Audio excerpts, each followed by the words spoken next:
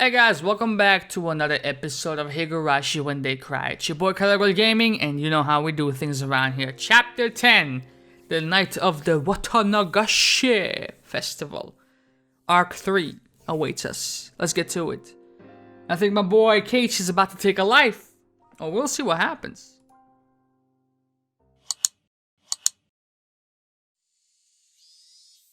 Sunday. The fireworks I heard before noon were probably to announce the opening of the festival. And the weather certainly wasn't festival weather, it was cloudy. The television forecast was calling for possible downpours starting this evening and lasting until around midnight. But as long as it wasn't raining at the moment, the festival would go on. The festival had to open, or it wouldn't begin. Here we go again. The foot of the shrine grounds were probably decorated beautifully for the big performance that only happened once a year. Many paper lanterns were hung up, all in the auspicious colors of red and white. The sound of electric motors at the stalls, the voices of kids running around. Their happy families watching them, smiling. Today was the festival of Tatarigoroshi. Was everyone already partaking in the festivities? What about Satoko? Had she forgotten her days of suffering just for a few moments while smiling that brilliantly smile? Had she forgotten her days of suffering just for a few moments while smiling that brilliant smile she hadn't in so long? This would probably be the longest day of my life. It would be a day I would remember vividly for as long as I lived. I told my parents I would go to the festival this evening and lounged about during the early afternoon, who may have lived under the same roof, but they couldn't help being surprised by the deviation from how I usually spent my time. Glancing at my parents out of the corner of my eye, I went to the front door. I tied my shoes just a little tighter than normal, as if to express the firmness of my resolve in those knots. When I decided to murder Satoko's uncle, I was in such a state of excitement I almost went crazy. And when I was planning out the act of a murder, which went directly against all the morals fostered in me thus far, I was in such a state of calm I almost thought I had lost my emotions. And then, yesterday, when I learned Satoshi had made exactly the same phone call as me, I didn't know how to describe the muddled feelings I had then. And now, entering today, right now, I lacked all the emotions I had possessed until now. To make a simple analogy, it was the kind of feeling you might get right after you wake up when you're still half asleep and you don't feel anything very clearly. I had no anger towards that man for the violence he had committed against Satoko, nor did I feel sadness towards or sympathize with her. I felt no discontent towards my friends, who had just waited and watched, never reaching out to her with any help, and no nervousness or fear towards the day that had finally come. Yes, right now, you could say I was in the best possible condition for carrying out a murder. When it came down to it, I would probably need to let my violent emotions take control. But right up until that moment, I would be like an insect. I would slowly, surely, and silently move towards my one objective, and then, when I had my prey, I would attack like a bullet. There was no emotion in that, just the creeping mindset insects possessed. That sort of sneaking feeling was just the best. I would kill Satoko's uncle like he was a worm. I had to laugh a little at thinking that way, thinking like an insect. Tug. I tightened my laces one more time and walked out the door. I brought the shovel out of the front storeroom. I would need it to dig the man's grave. The shovel was a convenient one made for camping. If I twisted it like so, and split it into 3, I could easily hide it in my bag. I twisted the shovel and dismantled it. And even though I had done it countless times before, I had trouble for some reason. Like I was suddenly clumsy now. I knew why. It wasn't because I was nervous. My weak-willed self deep within me was hesitant. I knew that the act of dismantling the shovel was the first step I would take to becoming a murderer. The last twist was conspicuously difficult, but it finally submitted before the strength of my determination. The area around Satoko's house was outside my circle of activity, but even just riding my bike in the middle of the day like this might seem suspicious to an observant person. I definitely want to avoid meeting and talking to someone I knew. With that in mind, I chose the route to my destination carefully. I didn't mind going the long way around. With how long this day would be, I could never be too careful after all. Still, I was fortunate enough not to run across anybody on my way to the planned site of the crime. I wasn't superstitious at this point, but it was a good omen. The place I would dig the hole was in this grove, a little further into the woods. I was worried I might not make it to the same place as before since there were no signs to guide me, but I arrived there smoothly and as expected. I took another look around. Not even a hint of human presence. The air was a little damp, but it was comfortable in the cool shade of the trees. I took the disassembled shovel out of my bag and began skillfully putting it together. Then, I stuck the tip of the shovel into a soft-looking patch of ground and pushed on it with my foot. The shovel would split into the earth if I put some strength into that foot, yeah. The act of doing so seemed awfully like the point of no return, and it made me hesitate. I was just digging a hole with a shovel, but it made me gulp hard. Calm down, Keiichi Maibara. Let's do a countdown, shall we? Get it done on the count of 3, aight? Aight. 1, 2. I couldn't do it on the countdown, despite it just being sticking the shovel into the ground, and I had to count down 5 or 6 times. Damn it. I'm just digging a hole, this is fucking pathetic! As I thought that, I put strength into my heel like I was stepping on something unpleasant and split came the sharp noise. It was only soft at the beginning.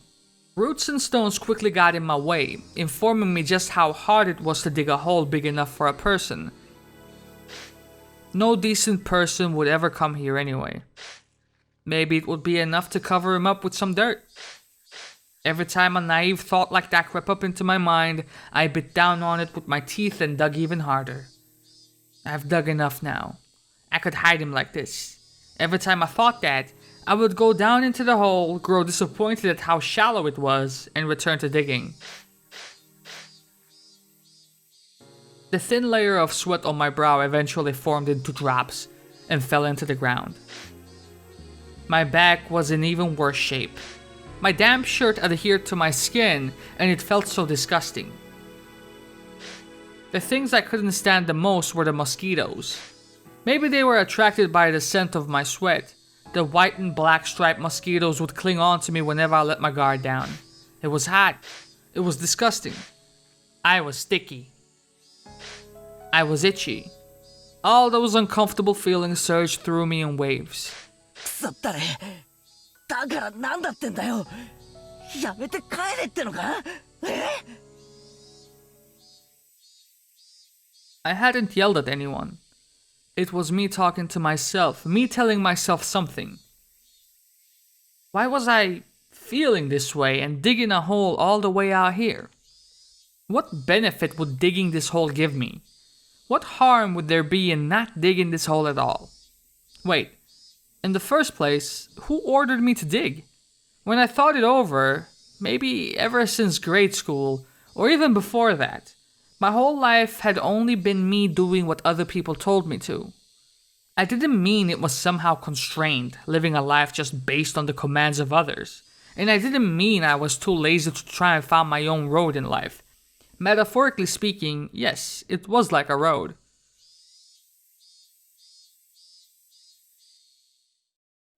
I had never been particularly physically fit.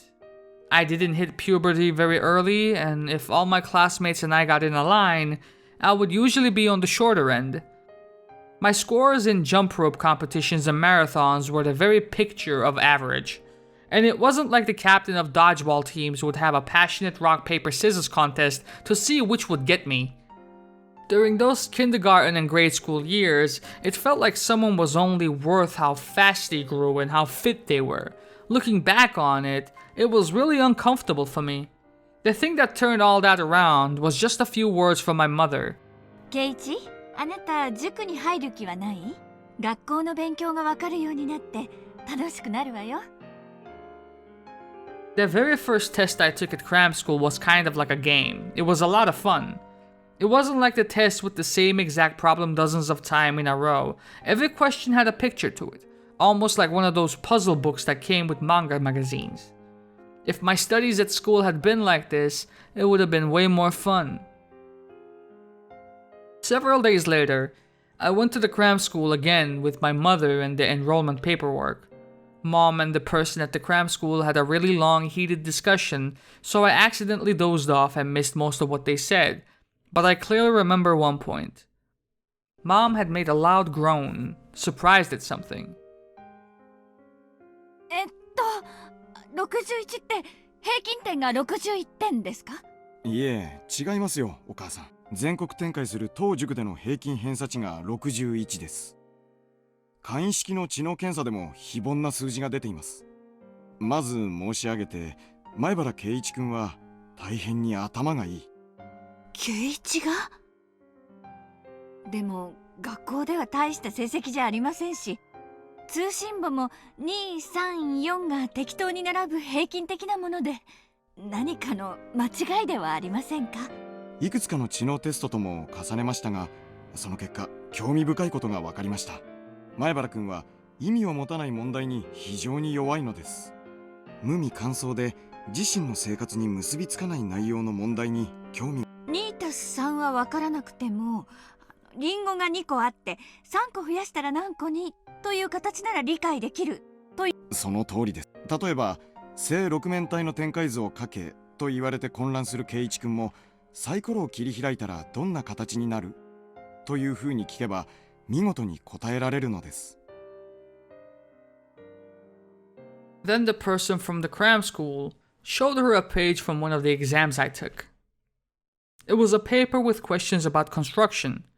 Construction questions were unusual, so they were really cool, weren't they? 正二十面体の展開図を書けという問題です。この問題を二十面体のサイコロを作るにはどんな風に厚紙を切ればいいと聞き直したら、圭一君はさも簡単そうにこれを書いてみせました。これは平凡なことではありません。圭一、あなたどこかの本の雑誌の付録か何かで二十面体のサイコロを作ったことがあったの？ Dice only went from 1 to 6. I had never even considered before this test that there were dice with more than 6 sides. So it was fun to imagine what kind of shape a die that went up to 20 would have. If I had a die like that, I could win at snakes and ladders against anyone. So I immediately wanted to make it. Finally, I entered cram school. There were only 4 students in the class when they put me in, which was called Select. It was the highest class, and some of my classmates were in lower classes. And when I remembered how much better they had done at things like dodgeball and the 50-meter sprint, I felt happiness well up within me for the first time. Even if I wasn't as good as them physically, I triumphed over them in other ways. It was fun at first. The more I did, the more I was praised. My teachers at school suddenly started pampering me, and it felt good. My parents were satisfied too, and I enjoyed seeing them satisfied. The more I listened to my parents' commands, the more fun things got. That did happen, didn't it? I grinned dryly in self-deprecation. Because, well, my studious lifestyle didn't end up lasting very long. It was only at the beginning I enjoyed learning more and more. I gradually got along less and less with my friends. My classes were behind what I was learning in cram school, and I eventually stopped respecting the teachers, given that they could put me to sleep with their lectures. And well, I was a disagreeable sort who bragged a lot about how much I knew. And the ways of the world wouldn't let me remain in that state of ecstasy forever. I would do as I was told, then I would go above and beyond their expectations, and then they would praise me. I was happy for that, and the cycle repeated itself like the wheels on a bike. I thought moving forward like that was how life worked, like a bicycle. When I moved to Hinamizawa, I realized just how inadequate that was. Some things happened, and we started saying how moving and getting a change in atmosphere would be nice. And then my father, he had a place that he liked, that he had gone to a few times to draw the nature. He started saying that he wanted to bring his atelier there. With me in blank amazement, they decided to move to Hinamizawa.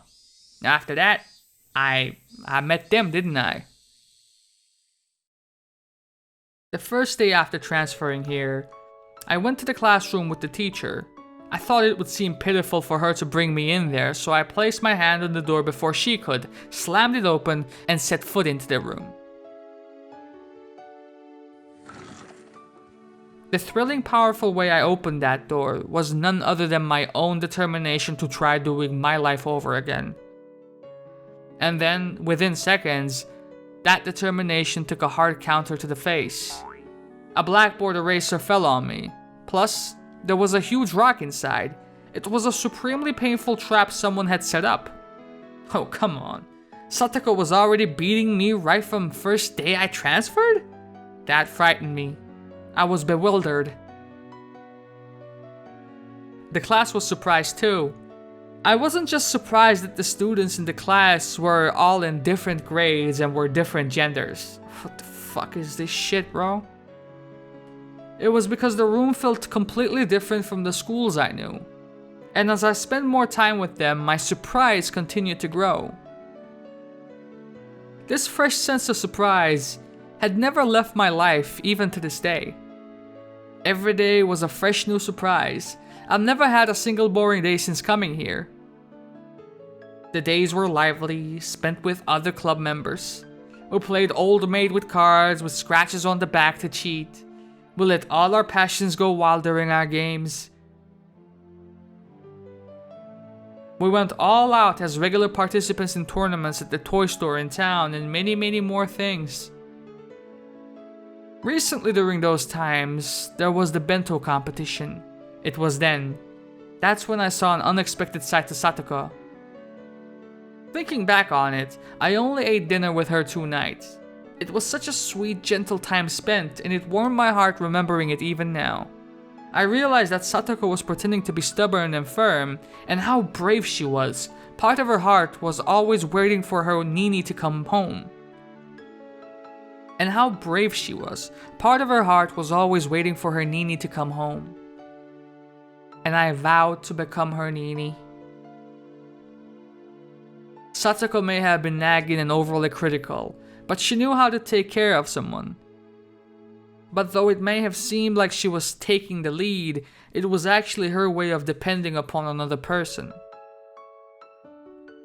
Even if Satoshi and Satoko's lives as siblings were confined by their uncle and his wife, they were still warm, sunny days. When did those sunny days all go wrong? What mistake was made? Lamenting tragedies of the past would do no good, and I had told myself that so many times, but I did anyway. Keiichi, isn't that why you chose your own path? To take back that life? Nobody ordered you to do this. You decided on your own. You don't desire anyone's praise for this. You thought it all through yourself. You will carve it out yourself. And you will do it now. This wasn't a path I could see very far down, not like the road parents or society could offer. It was a narrow path, dark and utterly distressing, one for which the next step would always be shrouded in darkness. But that disheartening path would keep going on forever. It was an unlimited path, and there was nowhere I couldn't travel. The kind of path only available to those able to imagine where they wanted to go. Don't be ashamed at breaking from the brightly lit paved road. In fact, feel proud that you found your very own path to walk. And I hadn't discarded the paved road either. Once I achieved my goal, I would go back to that bright road, and then I would spend those average sunny days at my leisure.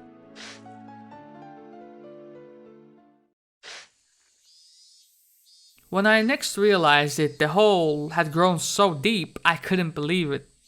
Did I dig all this myself? これだけ掘れば十分じゃないか。 I put my shovel into the bottom of the hole. I would drag the body here, throw it into the hole, and cover it up with dirt. Even if it took me time to camouflage it by putting plants on top, it would all go much more easily than digging this hole had. I glanced at my watch. It was almost evening and I hadn't realized it. I may not have felt the time passing, but digging a hole this deep must have taken quite a lot of time. I took a seat on a slanted rock nearby and wiped the sweat from my brow. Now, once it got a little darker, I would go get the metal bat I hid in the schoolyard. Then I would make the call to lure him out. And then, I would do it. The number of things I needed to do to reach that moment were dwindling. I felt that moment closing in on me much more keenly than I did the passage of time.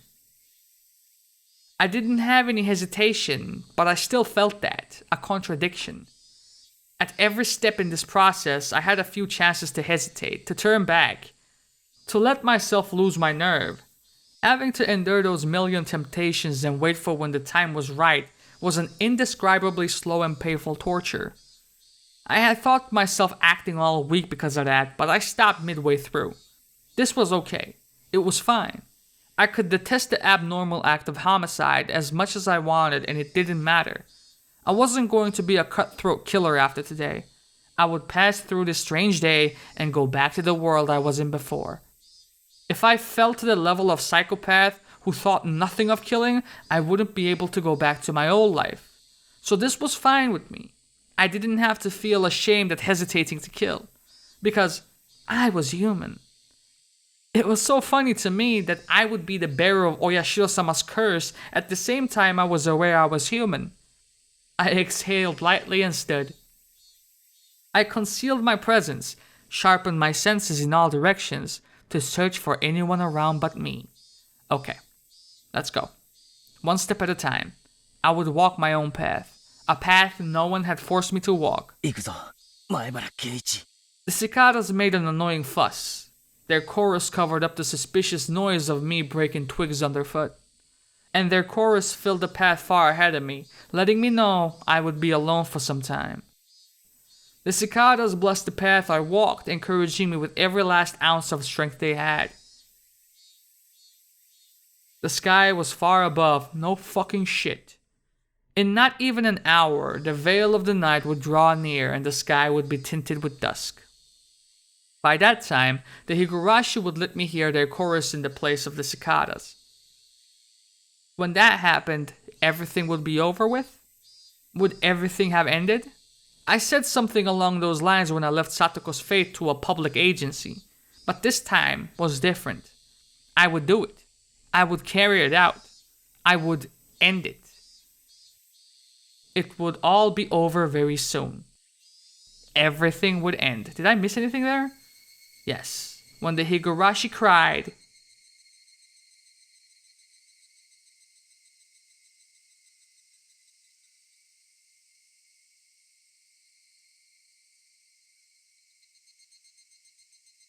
I have to go back and check in editing if I missed like a frame of something very obvious. A clue.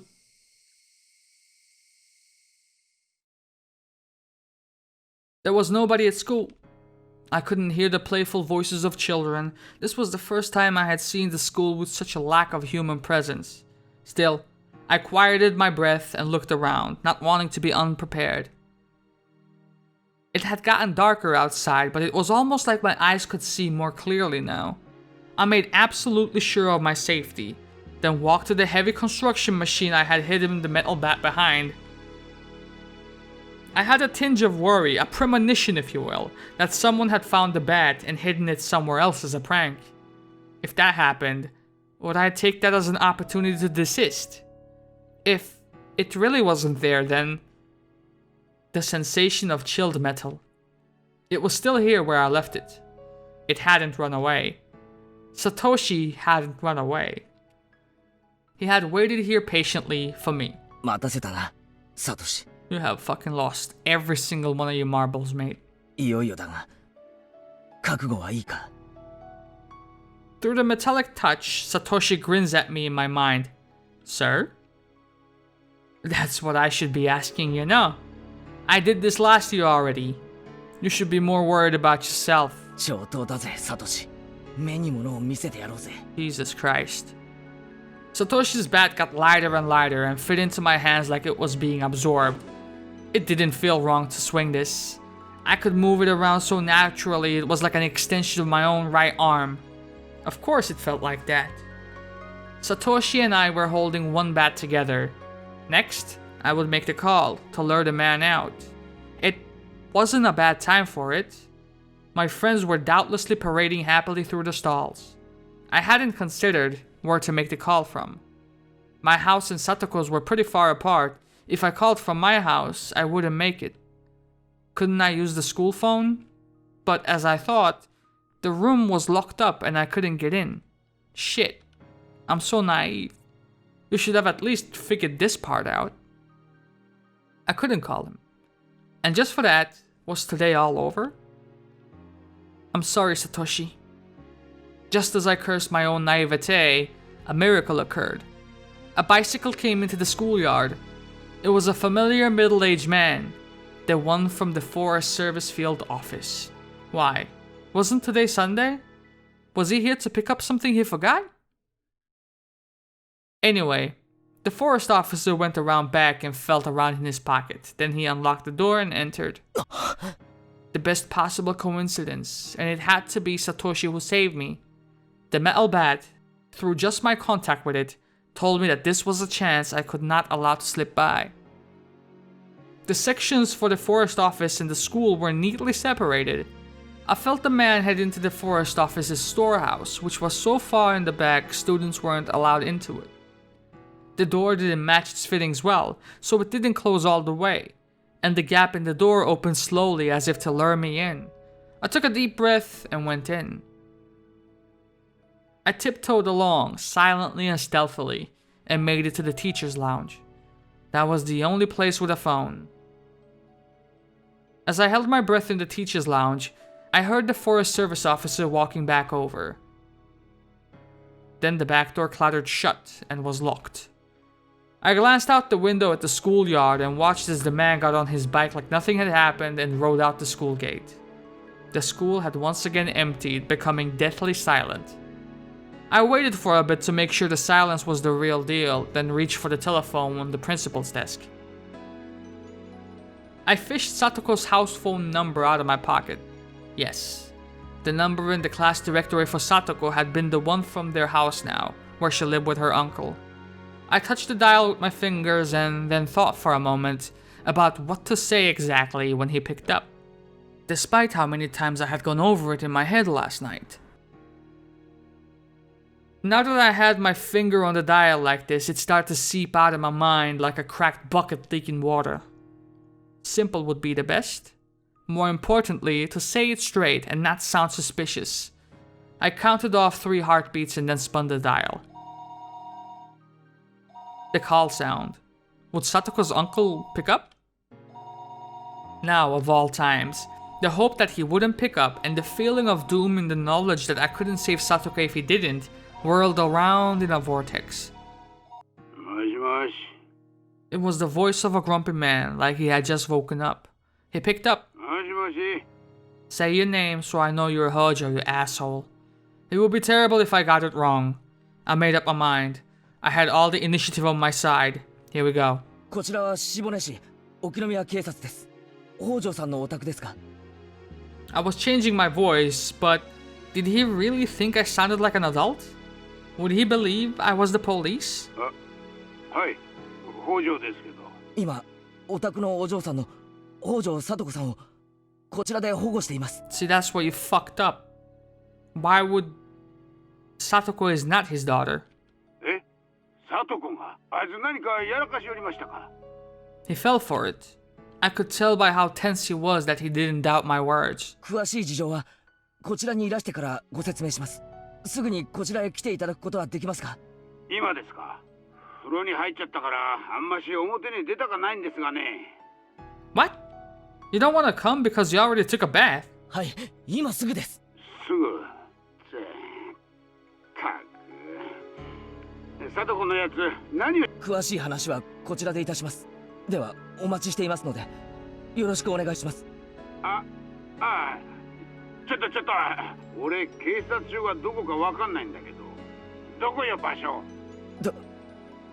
You moron, what the fuck? The Okinomiya police station?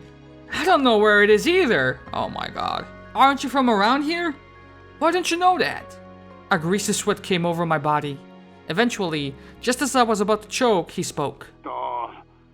消防署の隣でしたっけ。遠いな。Thank goodness. He remembered on his own for me. I didn't care where the fucking police station was, so long as he left his house to get there. ではお待ちしていますので。俺警察行ったら誰んとこ訪ねればいいんよ。あんた名前は。 On top of that, he wanted to know my name? Just leave your goddamn house already. 前橋 Wow. と申します。 Wow, you idiot. では失礼します。 That was close. I almost thoughtlessly told him my real name. I managed to change the last syllable of it, but I put the receiver down like I was running away. My fingers were trembling, and I was soaked with a tepid sweat. I wasn't just nervous about the phone call. With that call, everything had finally been put into motion. I left the school. It was locked before, but it was easy enough for me to open from the inside. But I couldn't lock it again after I left. In terms of being thorough, I wanted to lock it, but I couldn't waste time going back to the teacher's lounge and looking for the key. I mean, I don't know how the alarm system is here, but maybe you could sneak out through a window or something? I needed to rush back as fast as I could and ambush him. I zoomed back to the scene on my bike. If Satoko's uncle got out of town before I got there, everything would be over. He would learn there was no one at the station named Maebashi, and things would get pretty messed up. As I returned at full speed, I passed a family wearing yukatas. They must have been on their way to the festival. Many people in Hinamizawa knew my face, though I didn't know theirs. Even just passing by them like this made me feel uneasy. But I didn't generally come around here, so those living in the area might not have known much about me. That didn't matter right now. I needed to get back as fast as possible to control my breathing and ambush the man.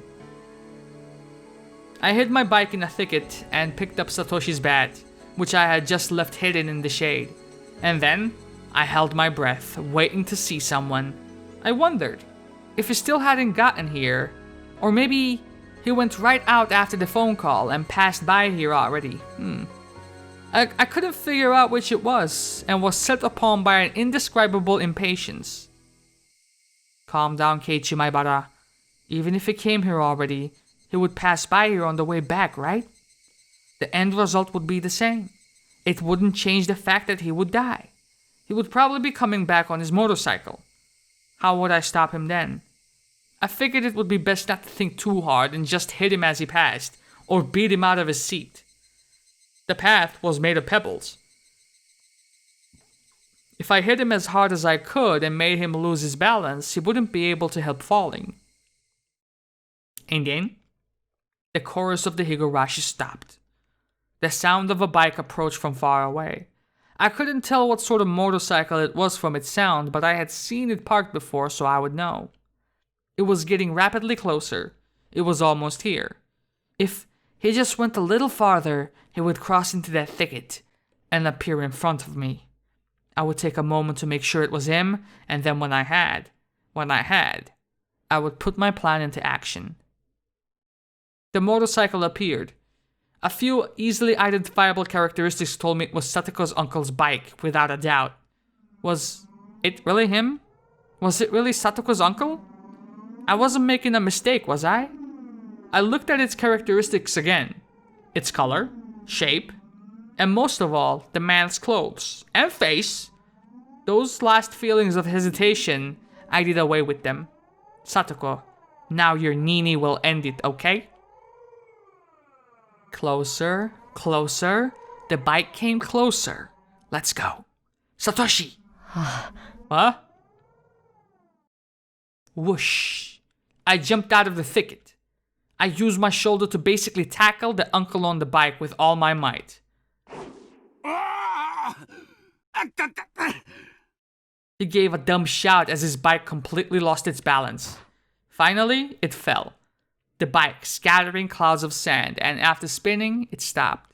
Her uncle, tossed to the ground, didn't understand what had just happened, and groaned for a few moments, crouched on the ground. No turning back now. My breathing had started to become ragged. No, I couldn't have this emotion. Some weird secretion crossed through my brain and nearly made me hallucinate. Her uncle was groaning. Now was the once-in-a-lifetime opportunity. What was I doing? All the sounds in the world cut off. My mental chaos from a moment ago withdrew like a lie, and I could feel the temperature in my head rapidly cooling down. The tension in my muscles all went away like the strings they had been attached to had been cut, and I let my hands dangle at my sides.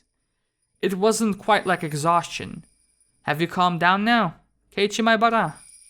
Do you need to remember again why things got to this point today? Scrape, scrape. I stepped over the pebbled path, taking one step, another step, and then another towards Satoko's uncle.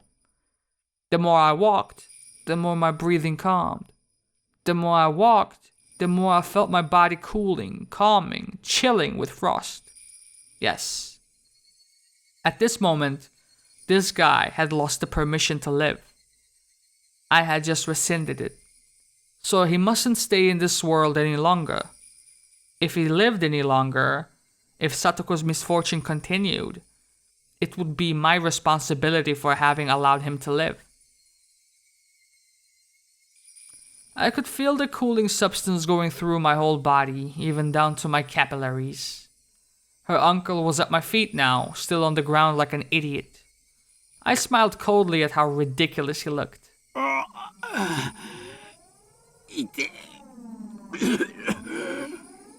That's all it took for it to hurt. Satoko's heart hurt much more, and now you're gonna feel that. And with your life, I'll make up for her pain. I erased all unnecessary information from my mind. I prioritized the murder of this man. Execute, execute, execute. Utterly calmly, I delivered my first strike to the back of his head. I wanted to get at the most effective spot. At least during that first moment, I would have had to attack him while he was at his most defenseless. And if it was hit in the head, he would cover his head. It was a defensive reaction all humans made, like machines. He used both hands to cover his head, so he couldn't pick himself up off the heap he was in on the ground. Bro, your fucking sentences suck dick. He used both hands to cover his head, so he couldn't pick himself up off of the heap he was in on the ground. What?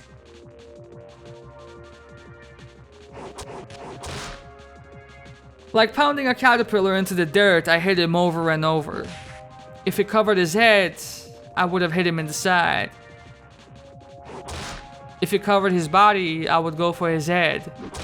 If he rolled over, I would strike his feet, his knees, his elbows. I didn't care where anymore. But just delivering one blow after another, I induced panic in him. I retained my overwhelming advantage, but I hadn't done nearly enough to deliver a fatal wound. Her uncle skillfully pulled himself off the ground and started to run like a fleeing rabbit. It wasn't a judgment he had made after seeing my face and deciding whether to fight me. Right now, he was fleeing by instinct, just trying to escape from the threat that had presented itself. A counterattack from the more physically capable uncle was what I was most concerned about. He may have run, but it wasn't all that unlucky. And the odds were in my favor. The uncle didn't run away towards people, but off the path and into the woods. How pleasant that he would run in a direction where nobody else was. He was fleeing into strange geography, like a rat that instinctively runs into tight spots over and over. Yes, he was no longer human. He was a rat. The blood vessels in my leg expanded and my total oxygen supply increased. I lowered myself to gain the most explosive velocity I could. Without breathing, I became a wind-like shadow and dashed. I crossed thickets, crushed dead tree branches underfoot, and dove through the woods like a bullet. He ran so cowardly, arms flailing as he went. After catching up to him, I didn't need so much as a blink of an eye to strike him again. My senses, mind, and body were all sharpened purely to kill this man. This was the first time I had felt like this. Well, this was the first experience I had ever had killing someone.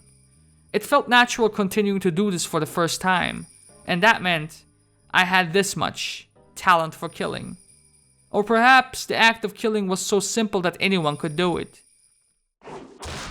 I didn't struggle or grow tired at all chasing the clumsily fleeing uncle. No matter how much he ran, it was like trying to get away from his own shadow. He could not get away from me. I could easily aim at his back, his shoulder, and his head even from this unnatural stance. Each time I struck him, he wailed in pain and begged pitifully for forgiveness, but it did not disturb my mind. I was neither excited nor plagued by hesitation like before. I felt sharp. I felt like a carnivore. Of course, so did the uncle who was trying to run away because he didn't want to die. He didn't want to be eaten, like a herbivore running with all its might trying to get away. Despite all the attacks, despite all the hits, he kept on fleeing without even staggering. And despite the bad footing in the forest, he impressively never tripped over anything. But there was no need to admire that fact. It was simply proof that he was no more than an animal. If he was chased, he would run. If he was going to be killed, he would run. He bared his fangs at the weak but couldn't oppose the strong whatsoever. He was lowly, vulgar, a diminutive animal. Such a puny little creature had harmed Satoko. Scar after scar to her body and mind, deep wounds that might not ever go away as long as she lived. Oh.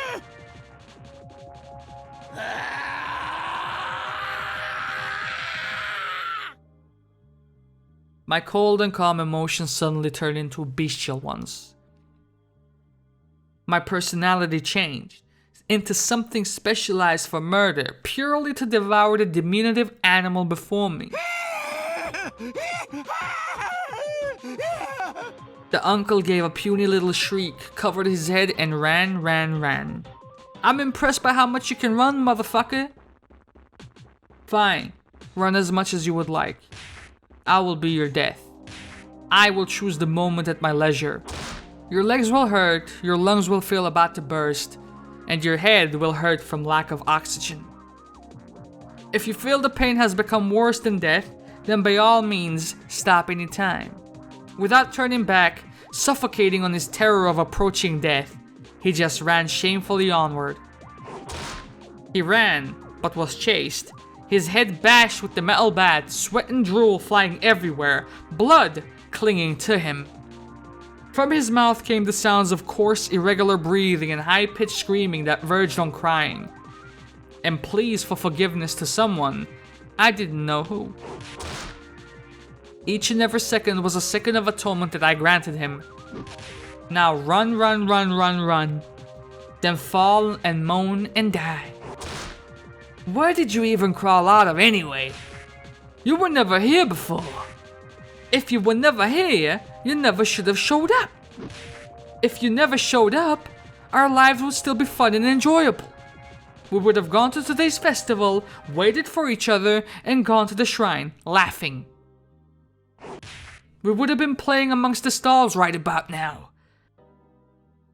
We would be browsing the strange food stalls you only saw at festivals, trying to get prizes from goldfish scooping, ring throwing, or target practice. Mion would surely make it into a competition, and we, as a club, would have a grand time. And everyone would have been cheering for Rika-chan's dedication dance, and everyone would say how fun it was, and it would give us energy for days to come. Fun, enjoyable, and funny. Warm time spent with friends. And that would have happened, but it did not. And now it was all smashed to pieces. There was no doubt that would be what the world was like if you never showed up. You were the obstacle, the mistake, the heresy in that world. But I would correct that mistake now. I would erase you and make it so that this last week never happened. Tonight was the Tatarigoroshi festival. The holy night where taking just one life was permitted in the name of Oyashiro-sama's curse. It looked like the Higurashi stopped crying at some point. When the Higurashi cried, everything would end. And the Higurashi silenced. Lowly one. The hour of atonement is at an end. The Higurashi have stopped their crying. Thus, it is the end. The end. The end. The end. End. You don't have to run away anymore. Die. With those dirty brains of yours smashed everywhere.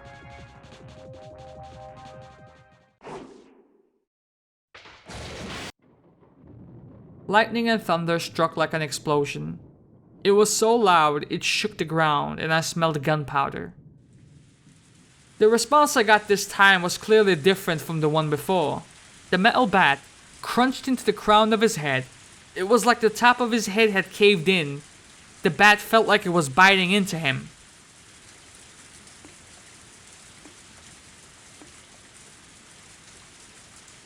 It had been the final, killing attack that visited him.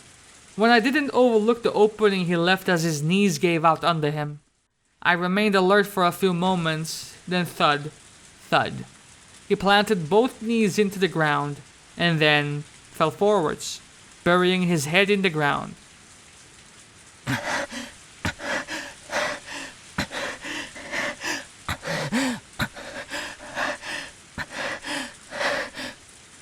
I had been holding back my ragged breathing, but now it all came out of me like a dam bursting.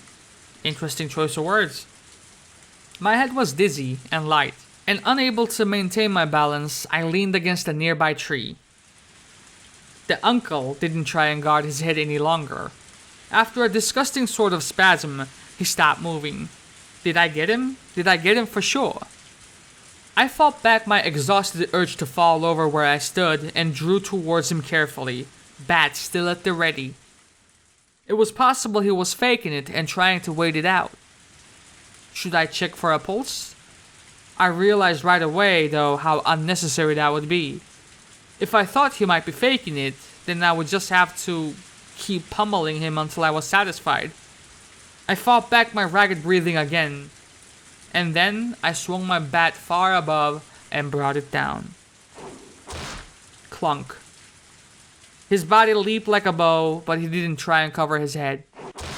Then once again, I aimed for his head and swung.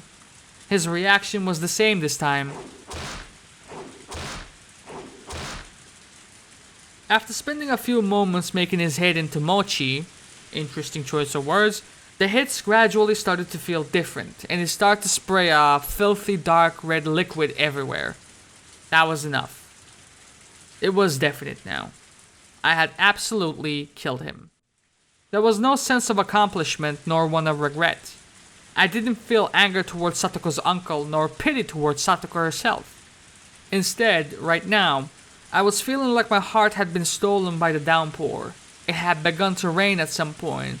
And how comfortable it felt. The rainwater drenched my body and dripped down to the ground.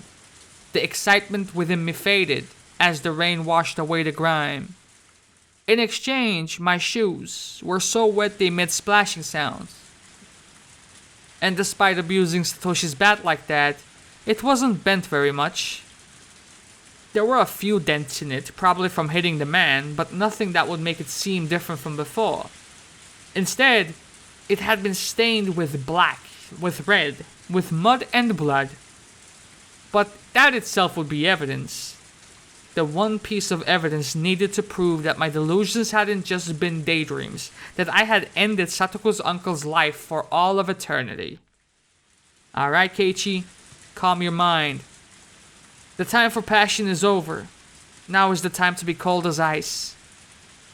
I needed to bury the body. But where was I? I had simply followed the man as far as he ran into the darkness. I couldn't take a guess as to how far we had run. It was already pitch black around us, and the only light I had to go on was the very faint lights on the road a little further down. It was so dark out. I hadn't noticed the darkness until just now. My vision was so good I could see into the man's ugly hairline. I could have counted the pores in his head.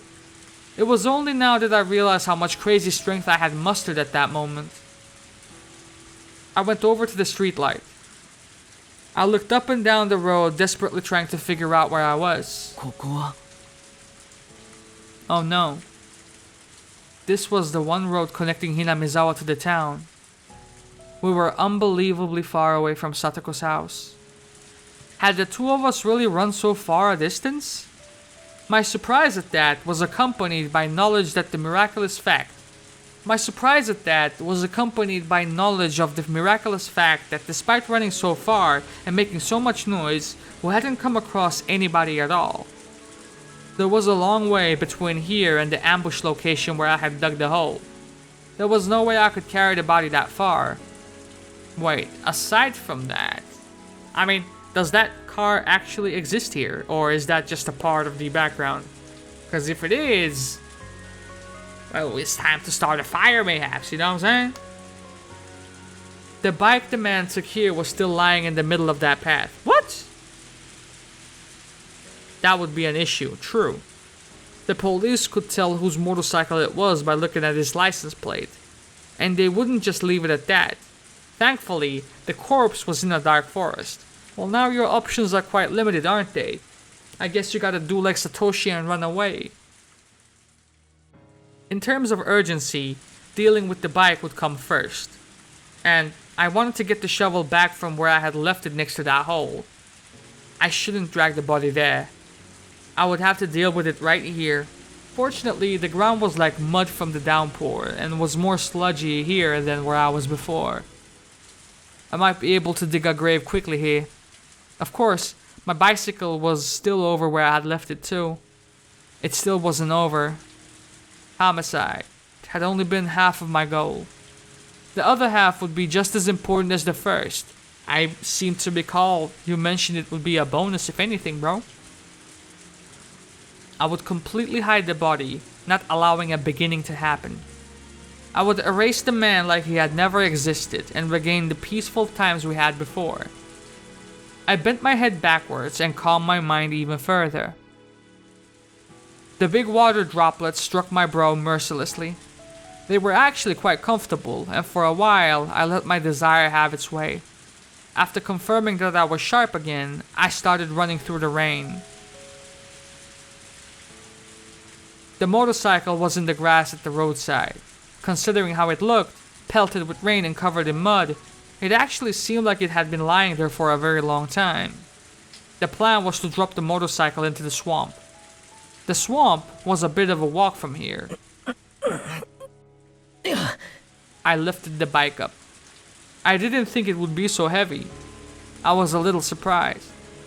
But once I had it upright, it was fairly easy to roll it along. Still, pushing this thing all the way to the swamp was really not something I wanted to do. I could no longer ignore my exhaustion, and it warned me numerous times of how far away the swamp was. This motorcycle, I wonder if I could ride it well enough. Once I got it going, it would basically be the same as a bicycle, right? Wouldn't it get me to the swamp quickly? A plan suggested by my exhaustion, the anxiety at getting on a motorcycle for the first time withdrew. I turned the key, and then you just kick this pedal, right? Yeah. It's on. And then, I gripped the handlebars. First the right, then the left. Maybe I twisted them too much. The bike lurched and did a wheelie like an angry horse. I lost it for a second, but it was just a problem of how much torque to apply. Let's try that again. This time, slowly, gently. That time it went well. It was strange to be on a two-wheeled vehicle that would go even if I didn't pedal. Very odd, but I got used to it quickly. Mian once told me you could get a scooter license within a day, and she was clearly right. This was pretty easy. I needed to throw the metal bat into the swamp too. but I didn't know how I would pack the bat onto the motorcycle. Without much other choice, I stuffed it into the back of my shirt, feeling like a ninja carrying a katana. If I put the tip down the seat of my pants and hunched over, it wouldn't fall out. I got on the bike and this time got going without any difficulty. I carefully pressed the button labeled light, and a rather strong light came on, illuminating the path forward. I probably really shouldn't have it turned on, but I didn't have any way of seeing at this point and had zero confidence I could ride through this darkness. As the rain came down on me, I maintained a precarious balance and inched my way towards the swamp. Along the way, I ran across a few people who seemed to be returning from the festival, but none of them had any interest in me. They were either all soaked through with the rain and hurrying on their ways home, or had their umbrellas low and their heads down. Yesterday I might have been wary of these passers-by, but right now it didn't seem to be much cause for concern. In fact, it would probably be less suspicious to be riding out in the open like this instead of sneaking around. More and more though, I start to think that the idea is naive, brought on by my exhausted state. I climbed a steep hill. On a bike, the hill would have put me out of breath, but I just had to accelerate a little bit to climb the entire thing. A motorcycle sure are convenient. For a moment, its lights illuminated the sign before I passed by it. Onigafuchi Swamp, good children do not play here. Still, it wasn't like the way to the swamp was cordoned off by a metal fence or anything. Parents and teachers would get mad at you if they found out you were playing at the swamp. But some of the bad kids in my class apparently snuck out here sometimes to see the giant crayfish in the place. They had talked before about how they would go to a candy shop and buy some pickled squid and then just tie it to a fishing line and throw it, and all the crayfish would come running. Once I got up to the bank, there was a tiny ritual shrine and traditional ropes on one of the trees. And as it was swallowed by the downpour hole, the blackened swamp had waited for me. If I slammed on the accelerator from the cliff-like stop I was on right now, the thing would fly straight into the middle of the swamp. I had to be careful not to fall in with it. If I drowned and disappeared, man, what a stupid ghost story that would be. On the night of Watanagashi, Satoko's uncle's corpse was found in a thicket by the road leading to the town. On the night of Watanagashi, Satoko's uncle's corpse was found in a thicket by the road leading to town, and Keiichi Maibara went missing. There you go. There is one death, and there is the demon the way part. Yep. The 5th year's curse would be a half-baked one. I got off the bike and twisted the accelerator as hard as I could. I let go just when it seemed like it would drag me forward. The bike shot off the cliff and was swallowed down into the swamp, leaving a far fainter splash than I had imagined. Its surface was being pummeled by the downpour, and the muddy, filthy water was flowing into it. I couldn't even make out the motorbike I had just thrown in there. It was pretty heavy after all. It would be quickly engulfed by the soft mud at the bottom of the swamp, and it would be pulled deeper and deeper until it reached hell itself. I felt no reluctance whatsoever in throwing the man's motorbike down to the land of the demons, but I did have a tinge of regret about Satoshi's bat. I washed the bat with the muddy water, and the gore sticking to it came off easily.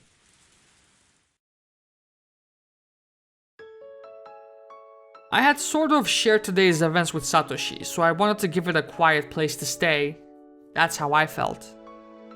I started to feel more like returning it to the locker from before, so it could continue to keep watch over Satoko. サトシ、俺、多分お前のこと誤解してた。Satoshi listened quietly without nodding. No shit, tell me more. I am absolutely convinced now. You were the one who beat your aunt to death last year and saved Satoko. I always scorned you and called you a coward who ran away, but I was wrong. To the rest of the world, some deviant was behind that incident. But I know. That was something you did for her. And then you disappeared. You finally got back that piece and lost it within days.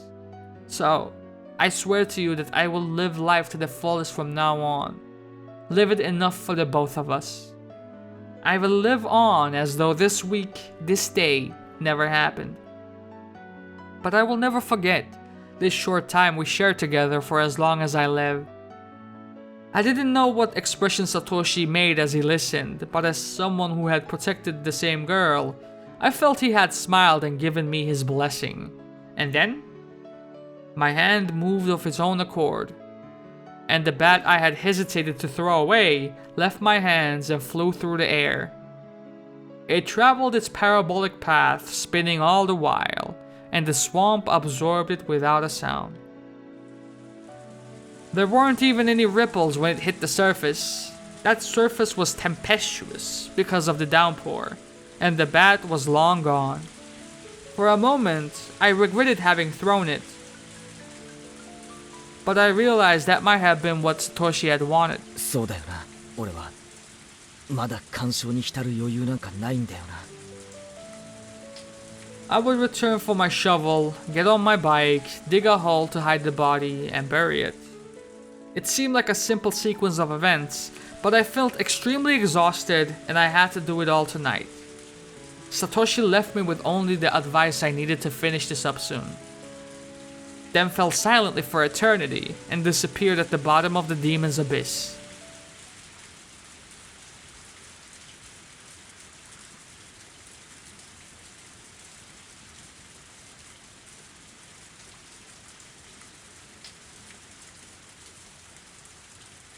I returned to the path I had ambushed her uncle on.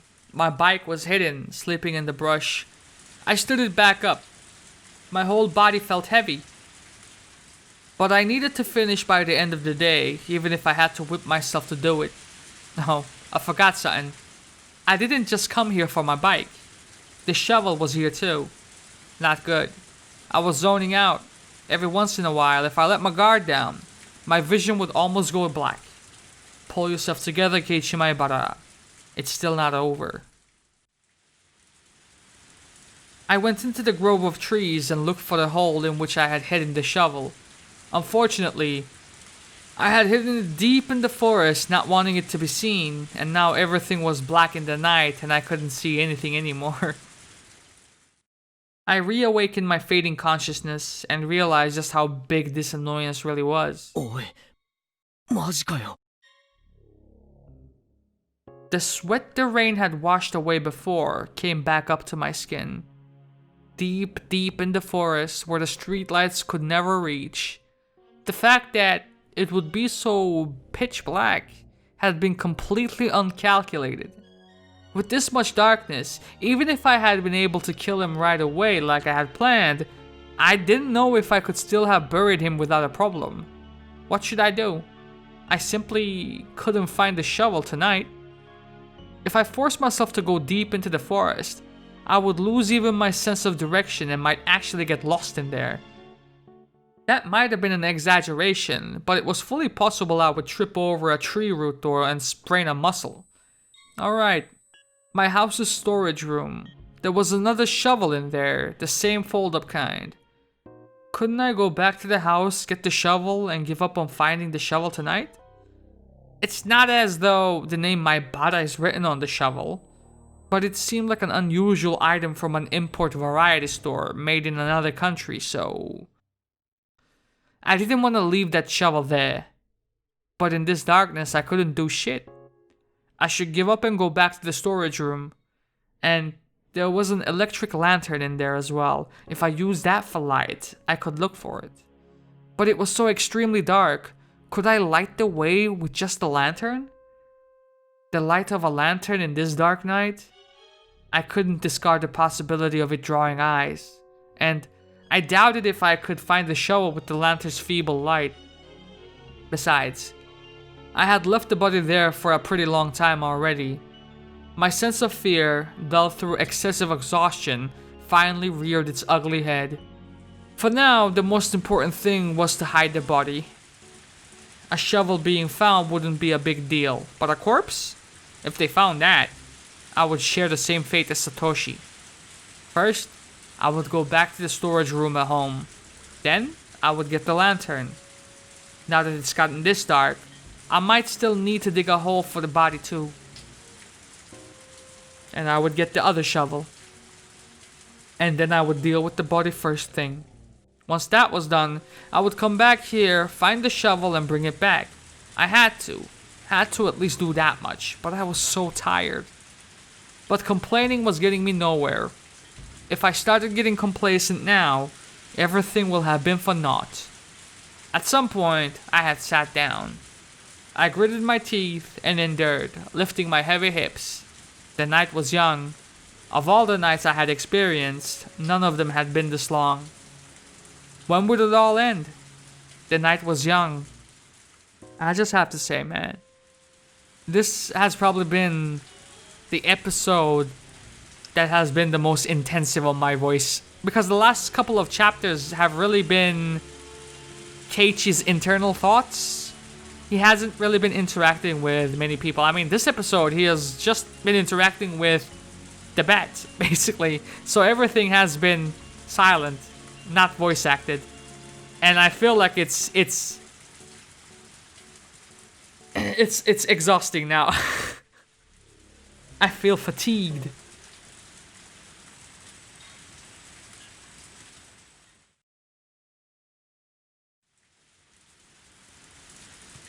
The lights at home were dazzlingly bright.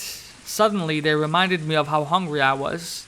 I checked the clock and saw that it was almost 7 in the morning? No, what? I thought for sure it was 2 or 3 in the morning already. I was surprised at how messed up my biological clock had gotten just from this one night. There was a warm light coming from the curtains in the living room window. The worlds between here and what was beyond those curtains were so different. If only that man hadn't shown up, I would have been in that light. I would still be excited from the festival, and I would be talking to my parents about how much fun I had with all of my friends. And then, even though they made a hot meal for me, I would have eaten way too much at the stalls, barely eaten any of it, and gone back to my room. No doubt I would crawl into my futon and easily let myself fall asleep. But right now, I was completely different. There wasn't a single ember of warmth from those weak streetlights. Right now, I was unconnected to any time spent with my family, and there was neither warm food nor the time to allow myself to sleep. My body exposed to the cold rain, I knew that I simply had to spur myself on to accomplish what I must. I realized how timidly, how cowardly I was becoming. For what purpose did I need to kill someone so badly that it was worth feeling this terrible? I had lost sight of that purpose. I selected the fastest, most fundamental way of saving Satoko, and executed without hesitation. That man was dead. He was gone. He would never ever hurt Satoko again. We all thought frantically for days on end about Satoko's problem, and finally, with no options, we gave up. And I had solved it in one night. By myself, without anyone's help. Right about now, Satoko would be making dinner for her uncle, despite not knowing when he would return, and she might be spending the night trembling in fear of whether he would yell at her for how it tasted. But her uncle wouldn't come home. She wouldn't have to fear his wrath, nor let him make her feel sad. I see. I did it. I successfully saved Satoko. All I had been thinking about for a long time was killing that man, and I had forgotten the feeling that it was actually all to save her. そっか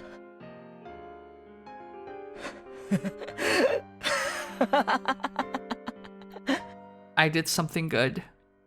That's right. I did something good, didn't I?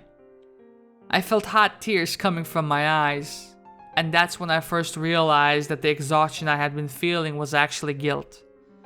The blade of guilt, for a while now, had just been scraping away with its tip, hurting my heart. It hurt so bad I couldn't stand it. It was throbbing painfully. It hurt so much, it was so painful that I cried. I cried tears of joy at saving Satoko. I didn't know why, really, anymore. I just cried. See, this sentence, man, bro. Give me a fucking pen. I'ma write my own shit. My tears fell and fell. As I stood there for a while, coming to terms with those warm tears, my heart was comforted a little. Alright, Keiichi Maibara. That's enough. There is nothing to regret or feel ashamed about. Both my body and mind were thoroughly exhausted, and that was a fact. It was only natural I couldn't feel anything. Even tomorrow and the day after that, I might not be able to feel anything for a while. But there was one thing that was true. There was the indisputable fact that I had saved Satoko. Me, I did that. One day, we would surely be rewarded. One day, I would be proud of how distressing an enterprise I had undertaken to get Satoko's smile back. And so that I could wait for that day, I had to put the finishing touches on this night. If I left it undone, everything I had accomplished today would be for naught. I looked back up at the sky, which didn't look like it would stop raining anytime soon. Then I rubbed my eyes and summoned forth energy from my core again. How long did I plan on spacing out? This isn't the time for daydreaming. Someone could find that corpse this very moment. That pessimistic thought was proof the very natural emotion of fear had returned to me. As I allowed the fear to spur me onwards, I went to look for the other shovel and the lantern inside the storage room. It was fortunate. I remembered what it looked like around the streetlight the body was near. With how dark it was quite possible I wouldn't have been able to look for it either. I didn't realize that when I left the place, so the idea of memorizing the spot hadn't even crossed my mind. And that's why I had to call it fortunate that I managed to get back to the body like this. The corpse was now located in a big, muddy puddle. Half the thing had already sunk into the swamp-like pool of water. I only realized it afterward, but there was an unused irrigation channel right nearby clogged with fallen leaves and dirt, and there was rainwater flowing from there. Okay, so that little segment from the very beginning, that's what it was. But wasn't there like a cut on his body? And like the intestines were dragged out? Wasn't that what they said? My shoes had been awash with water for a long time now, so without any hesitation, I stepped into the puddle. Luckily, the whole muddy stream washed it all away. I couldn't leave any slight traces like bloodstains. The rain was like a blessing from heaven. I checked around me, paying very close attention, and then turned off the lantern. It became pitch black, but my eyes got used to the darkness in a few moments, and once I managed to reach the streetlight on the other side, I was able to make out even faint lights. I stuck the shovel into the puddle right next to the corpse. The ground was even looser here than I had thought, and the shovel's tip easily slid inside it. I had to hurry and dig. If I took too much time, I might lose my energy and strength again. It felt almost like digging a hole in the sand at the beach. It was easy to dig, but no matter what, the muddy water kept flowing in, covering the hole. The digging wasn't going as well as I had hoped. I dug, and the water would go in, so I couldn't get a sense of how deep it was. The only way for me to measure it was to bury my own foot in the mud. I'm digging just fine. It's alright, don't be disheartened. Dig, dig, dig. Occasionally a car would come by on the road, and I would hurry to hide myself in the trees. Everyone was only passing through. They wouldn't have their eyes peeled in this kind of darkness. I understood it logically, but I still couldn't help to hide. What I was really scared of wasn't quite that one of those cars would coincidentally happen to witness me here. It was the distance I could spot cars from was getting gradually shorter. At first, I noticed the splashing sounds from really far away as cars drove through them, right? I started noticing them less and less, and with the car that just passed by, I didn't notice it until its headlights were upon me. I felt my senses growing duller by the second. If someone were to take a peek in secret as I was burying the body, at the worst possible time, maybe I wouldn't even notice. The moment I thought that, I took a good look all around me. I roused all my half-asleep senses and searched for signs of presence nearby. What if I found out someone was spying on me from the trees? A carnivorous feeling snarled at me, glaring. If there was, then I would dig another hole. I had come this far already. With what? You don't have Satoshi with you. In order to achieve perfection, I didn't care how much more I had to pay. I didn't know what kind of face I was making at the time, but it was definitely a fervently glaring one. My 5 senses reached the conclusion that nobody was present. I didn't breathe a sigh of relief. How long had I been digging this mud out of here? It was deep enough for it to go up to my knees. Maybe this was enough. Maybe I would throw the corpse in as a test. I swallowed, getting my breathing under control. Despite how much I had beaten him, I was afraid of touching the corpse. So instead, I dragged it by the feet to the hole. It took more than just a waggle and tug to do it. But of course it did, considering this man's weight was easily 80 kilograms. I rallied all my strength and dragged him. At this point, my groundless fears that he might suddenly start moving again had vanished long ago. His body fit perfectly into the muddy hole. It was more than deep enough. Alright, let's bury him. Quickly. If I did a perfect job of burying it here, everything would be over. I would hide it in the hole, and none of this would have ever happened. When I realized that I only had a little farther to go to finish everything, I was racked with pointless anxiety, like I was in a race against time. It was like I was absorbed in a delusion, right? That if I didn't bury the body quickly, it might come back to life. In any case, in a great rush, I poured mud and dirt into the hole.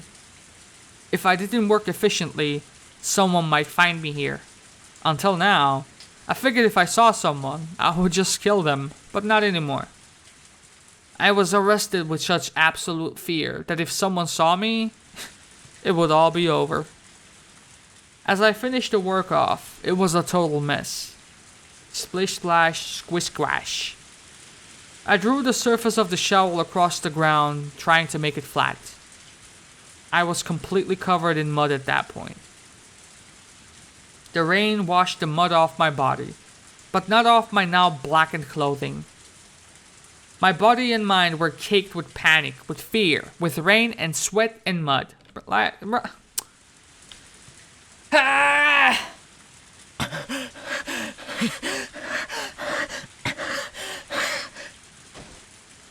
My shoulders heaving, I threw down the shovel and sat down in the mud.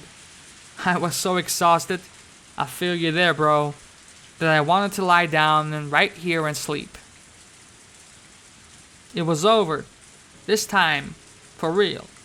It was over. The man was now in the bottom of the wet dirt. Right this moment, there were traces that this place had been dug up, but the rain flowing in muddy water would completely cover it all within moments. Yeah, it was over.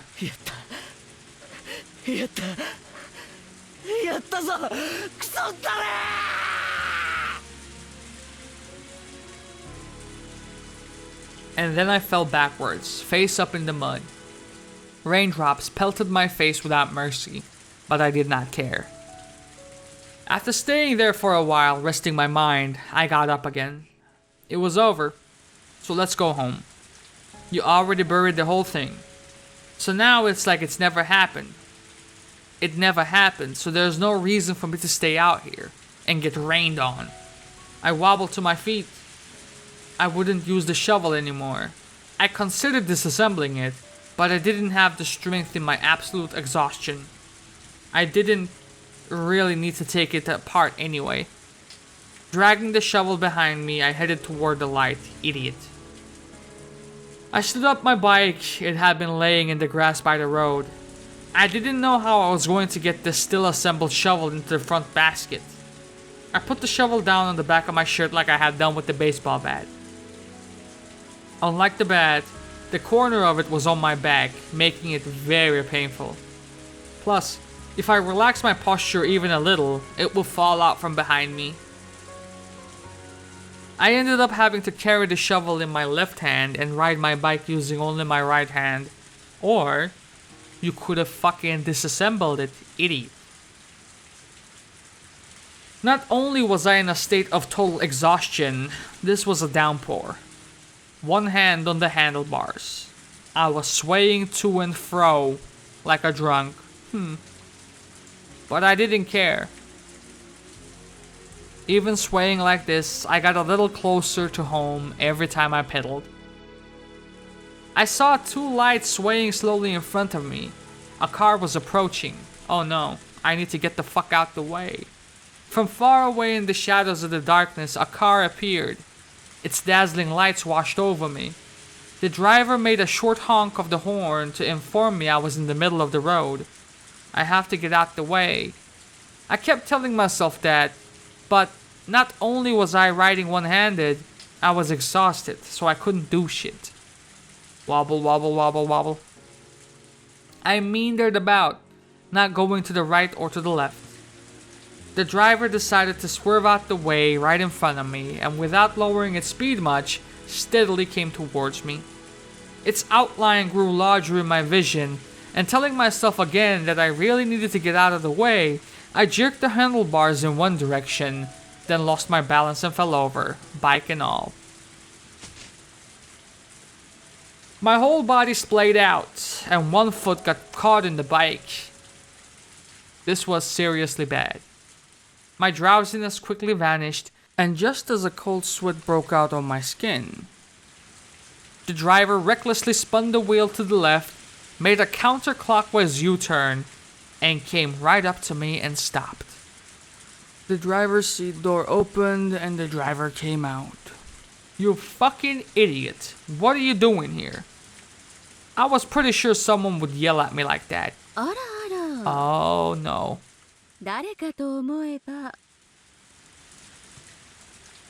It was a woman's voice, and one I knew. I lifted my face off the ground and looked at her. Takano-san. こんばんは。月の綺麗な夜ね。前原くん。 It was raining far too hard to see the moon. Takano-san unfolded an umbrella and smiled as she spoke. That smile was for some reason uncanny, like she had seen right through me. Out of all the people I could have met, I got the sudden feeling that this was the one I wanted to see the least. No, if you had seen Oishi,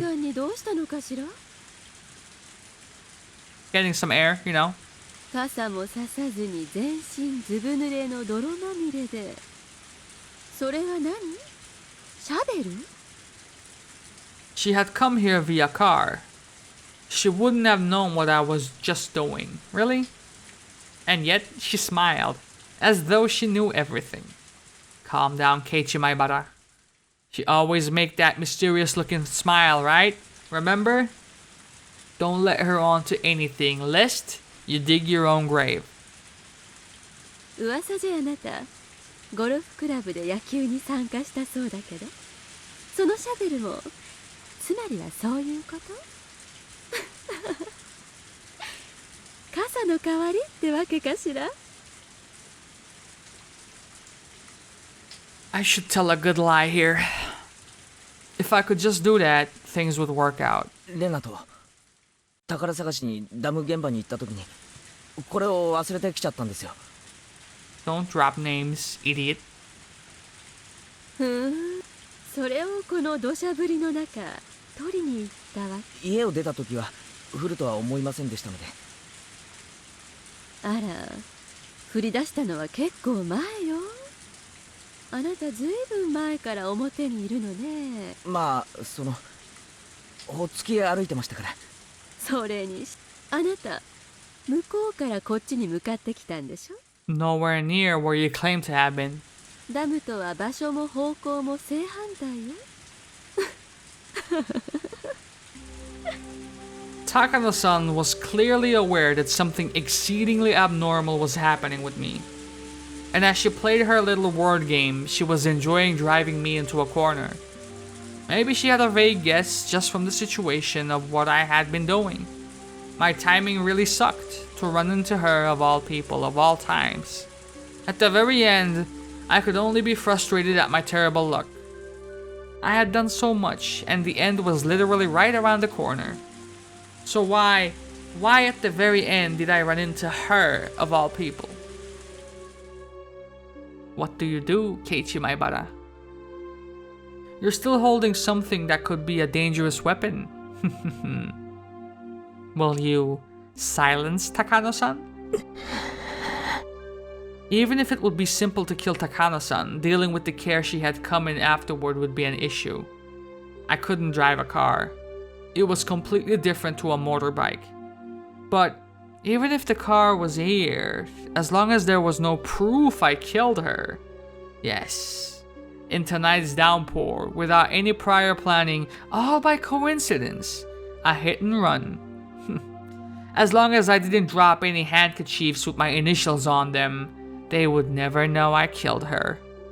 A black flame quietly smoldered in rage in the core of my body. 怖い顔いじめすぎちゃったかしら。Takano-san started to laugh by herself, then thankfully stopped talking about it.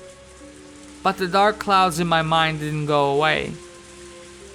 それはそうと、いつまで自転車にまたがったまま地面に這いつくばってるつもり？そろそろどいてくれるかしら。If I moved, she would leave. So I tried to get the bicycle up and out of the way, but then twisted my ankle in it and fell over. There was a sharp pain in the ankle I had twisted. This is nonsense. A sprained ankle now? あら、大丈夫？ひょっとしてひねっちゃった？ Takano-san squats down and takes a good look at the ankle I keep rubbing. She compares it to my facial expression, apparently trying to gauge how bad the wound was. 立てる？ I didn't expect to, but I couldn't even stand up. It was all I could do to shamelessly wriggle on the ground like a caterpillar. Takano-san looked at her watch and then at her car, and after thinking for a moment, she opened the passenger seat door. And then gave me a shoulder to stand up with. 家まで送るわ。なんだか私が跳ねたみたいで嫌な気持ちだけどね。すみません。見捨てるのも気の毒だし、私が優しい人でよかったわね。Nobody good has ever called themselves a nice person, but that would have to be a terrible thing to say to someone holding me up like this.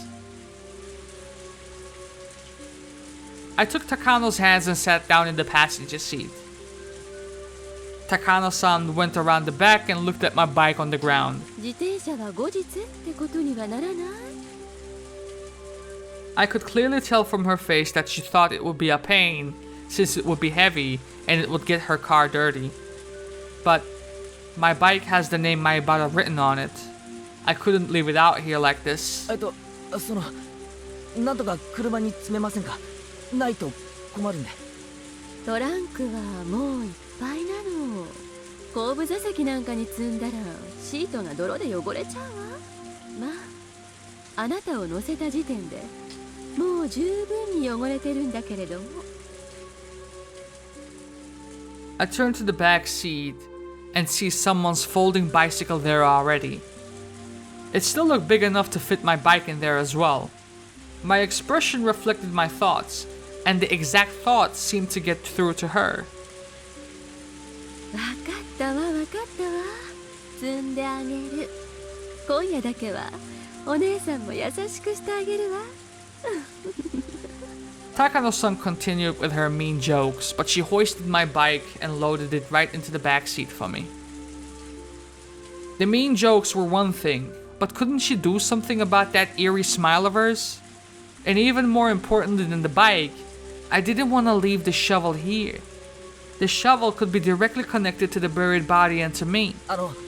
ついでで申し訳ないんですけど、シャベルもお願いしていいですか？ Takano-san gave me a clearly dubious expression. シャベル？別にいいけど大事なもの？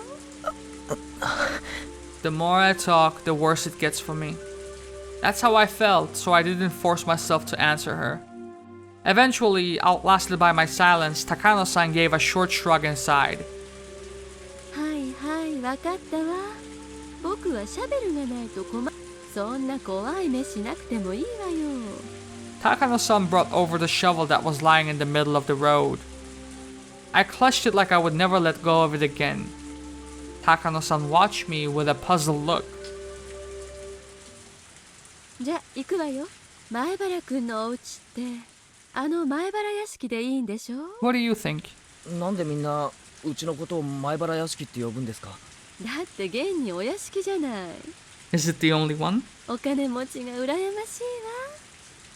As she spoke, Takano-san pulled the handbrake and stepped on the gas. After making a skillful U-turn using the shoulder of the road, she steadily increased in speed. From the rear-view mirror, that accursed place seemed to melt into the darkness. 慣れた？ Huh? すみません。よく聞こえませんでした。今なんて？ Takano-san suddenly tried to say something to me, but thoughtlessly, I didn't catch it. Looking ahead, Takano-san said the same thing to me one more time. 死体。上手に埋められた？ Oh no.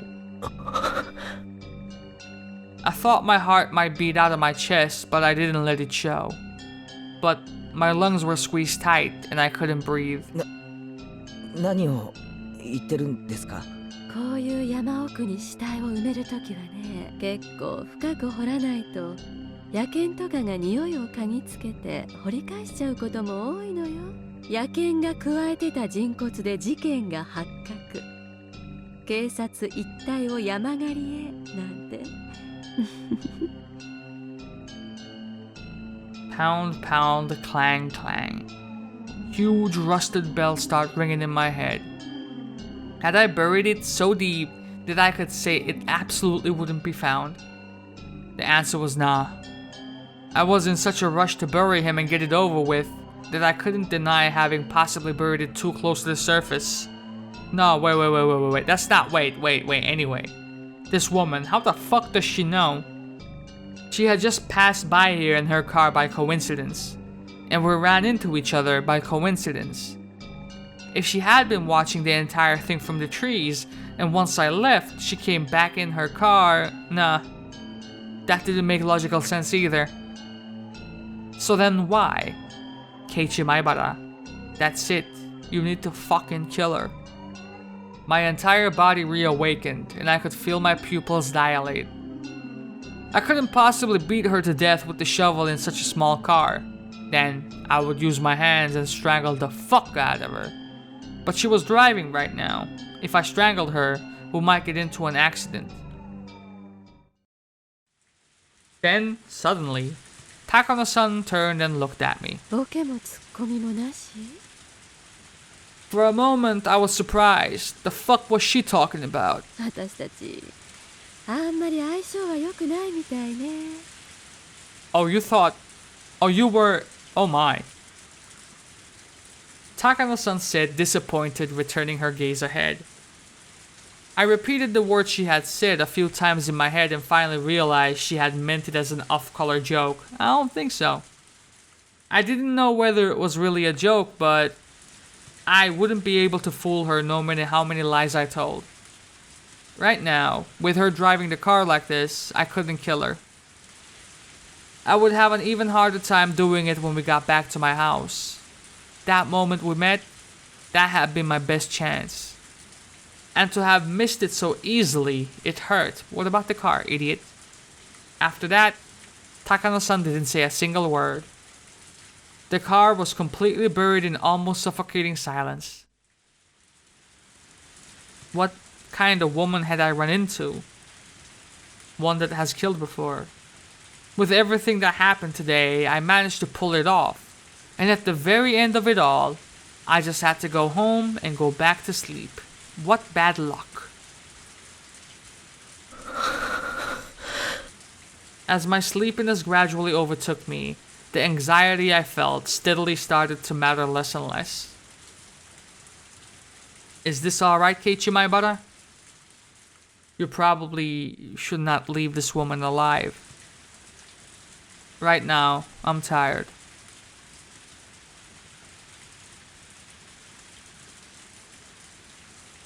She stepped on the brakes and I jerked against my seatbelt. That woke me up. I thought I must have fallen asleep by accident. I looked out the window and there was a big building with faint lights on.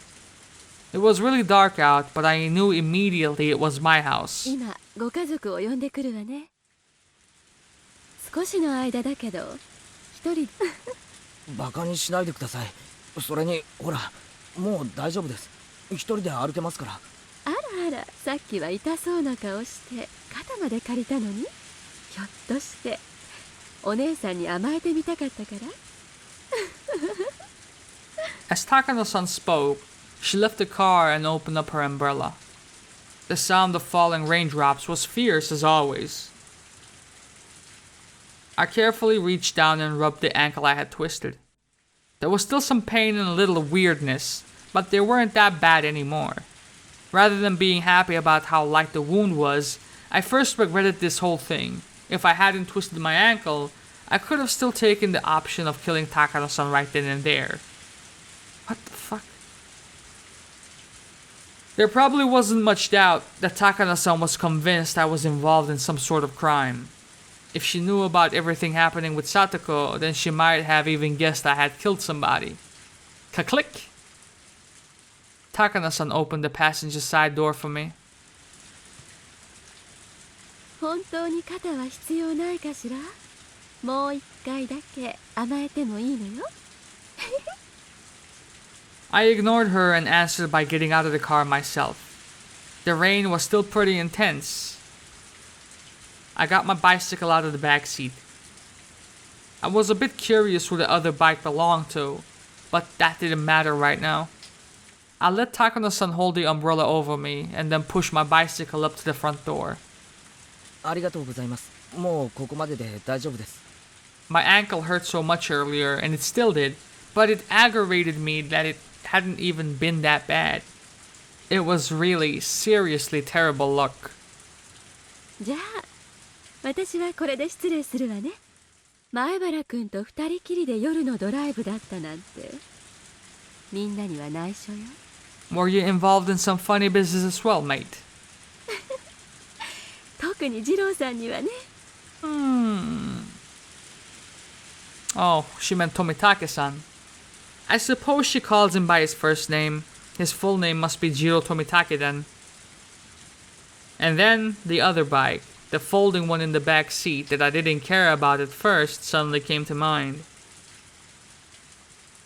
Hey, excuse me, you're from Hinamizawa, right? On the day before yesterday, as I walked near the dam, half asleep, Tomitake-san had talked to me. And the bicycle he had been riding, it was... あの後ろに積んであった自転車、富武さんのですよね。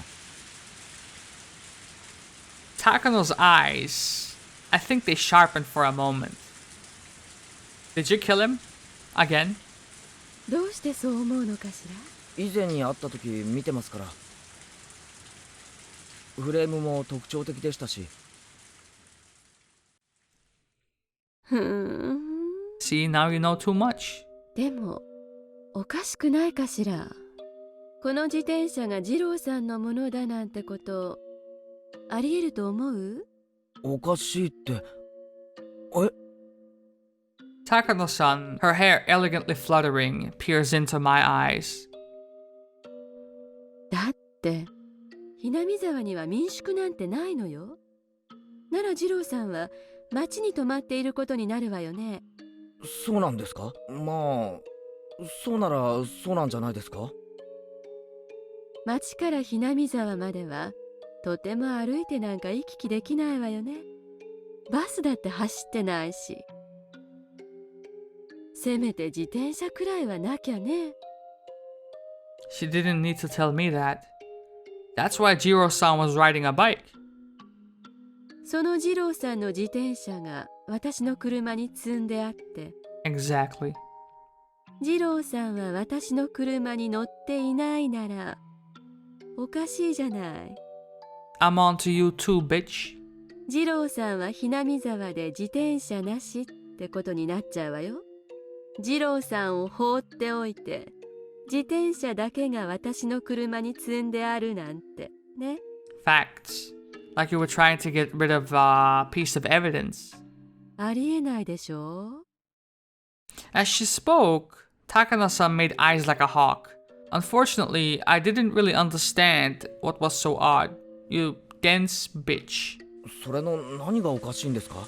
高野さんは富武さんとは仲がいいんですよね。何かのようで自転車を積んであげたって別におかしいことだとは思わないですけれど。そうじゃないでしょ。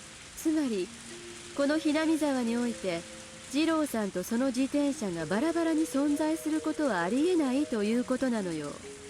以上の理由からこの自転車が二郎さんのものであるわけがない。理解できたかしら？ Takano-san's roundabout way of talking was hard to comprehend, but that eeriness I could feel, that vague dreadfulness, I didn't fuck with that at all. But the most wild instinctive part of me warned me not to pry. あれは私の自転車なのよ。二郎さんに選んでもらったからセンスが似てるのは間違いないけれどね。あ、道理で似てると。私とあなたは今夜出会わなかった。 Yep.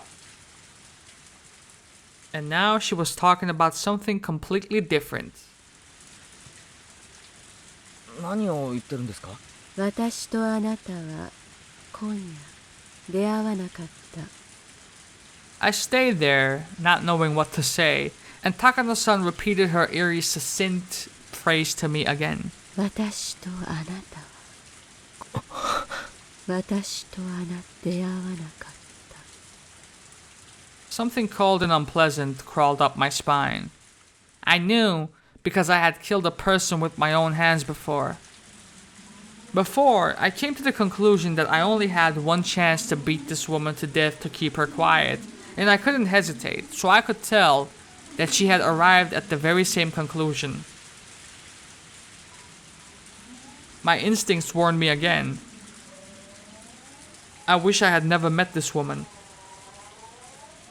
Do you know how easily she could have offed you if she wanted to when you dozed off in her car? In the faint sense, like a rotten smell drifting from this woman, was no doubt the same exact sense that I was giving off right now. The very peculiar aspiration, the lack of uncertainty at taking a human's life for a purpose, one that only those who have risen above everything had. Actually, maybe I should have called it a nausea. It meant, and I don't know how to explain this very well, but Takano-san was the same as me.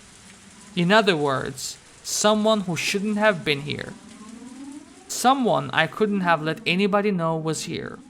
Someone who nobody would have wanted to see. And now that we had, we could calmly pretend as though we never met. Yeah. Which meant that, just like I wanted to have nothing else to do with her, she didn't want anything to do with me either. And she too wanted to make it so that we never met. Both of us wished for the same thing. Our desires were the same, which meant Takano-san's suggestion was extremely practical, and that I couldn't outright refuse. それでいいならそういうことでもいいです。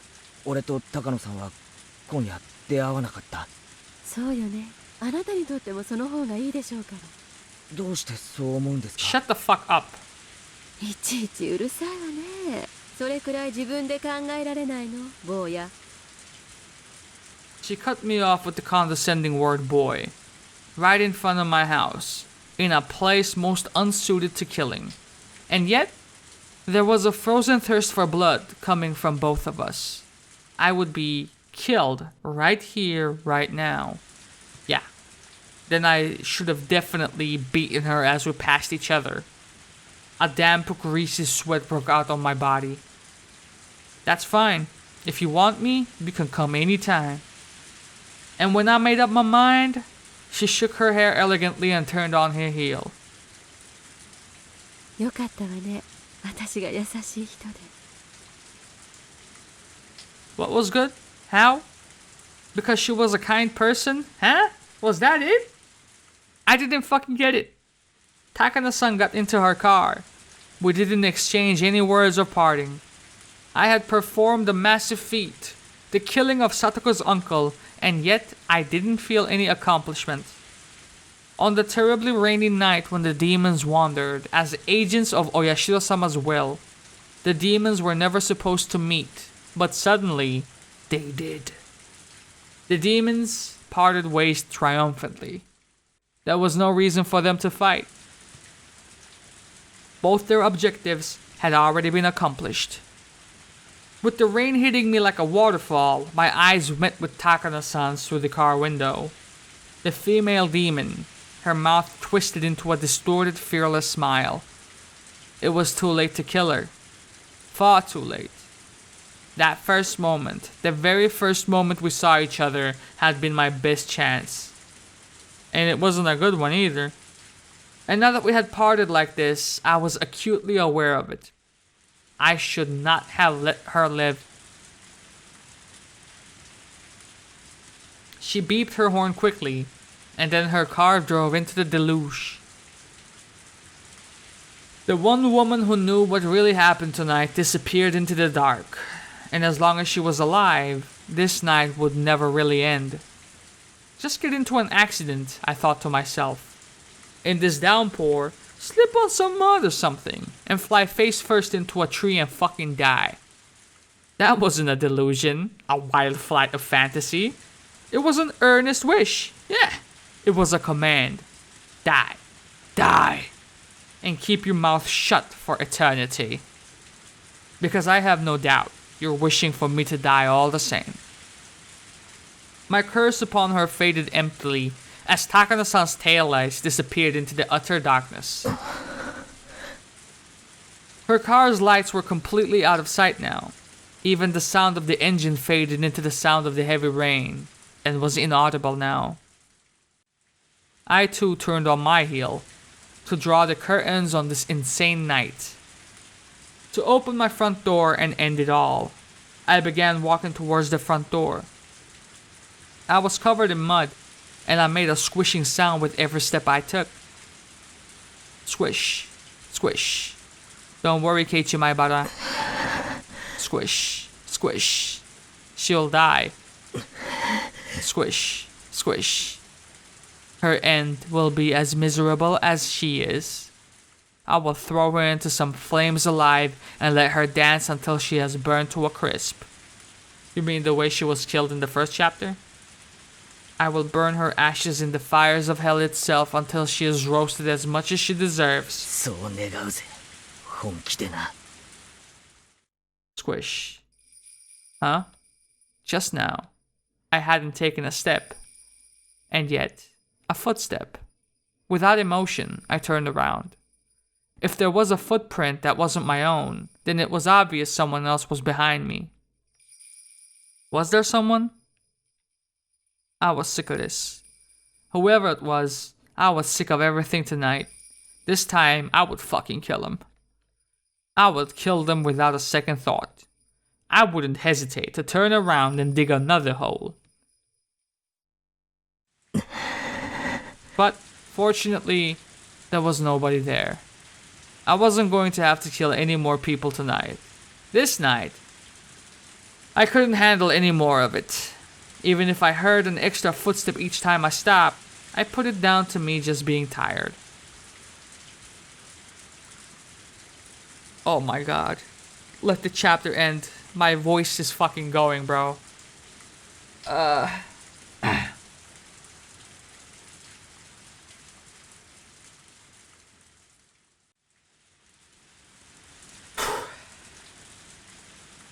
Let's get it.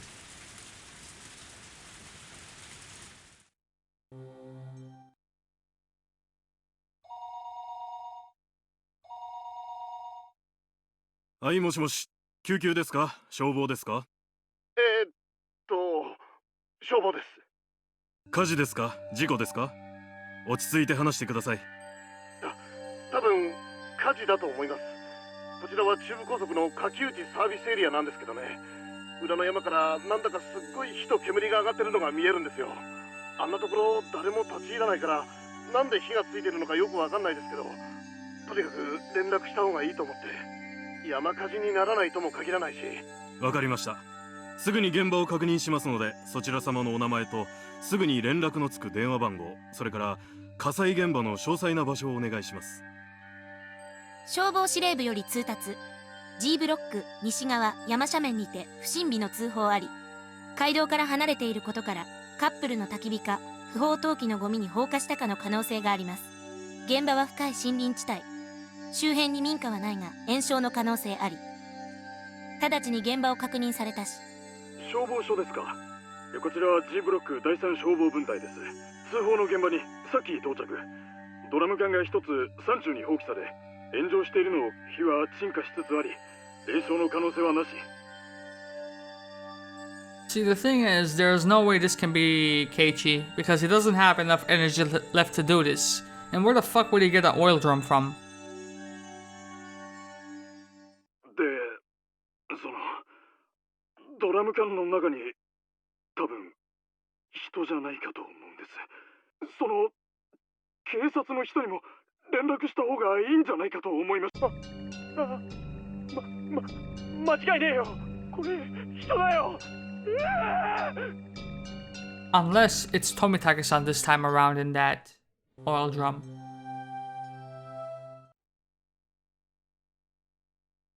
今年のタタリってことっすかね。そういうことになるんですかね。毎年いろんな殺し方を見せてくれますが、今年は特に際立っていますね。自分で自分の喉をかき破るなんて普通じゃないっす。No, wait, this is Tomitake-san. So, in the first chapter, it wasn't Takano-san in the oil drum? What's going on here? あとは鑑識のじい様に任せましょう。きっと何かの怪しげな薬物を検出してくれるに違いありません。Am I thinking too hard about this? お疲れ様です。お疲れ様です。ああ、大石さん、小宮山さんたちが到着しました。大石さん、お疲れ様です。今年は一等来てるのが出たらしいじゃないですか。裏を書かれました。私はてっきり今夜死ぬのは北条哲平だとばかり思ってたんですがね。仏は何者です？富武二郎。年に何回かHinamizawaに来てる趣味の写真家さんです。ノーマークだったな。どうなんでしょうね。北条宅にずっと張り付いてたのがバレて、ターゲットを変更したとか。When did you start watching the place? かなぁ。恨めったな。で、北条哲平の方は何も問題なし。ねえ、夕方頃に娘が祭りに出かけて、その少し後にバイクで出かけまして。And you idiots didn't follow him? 先に娘が帰ってきて、あれまだ帰ってないかな。どっかで飲んだくれてるのかな。大石さんいらっしゃいますか？高杉課長からです。1号車の無線にお願いします。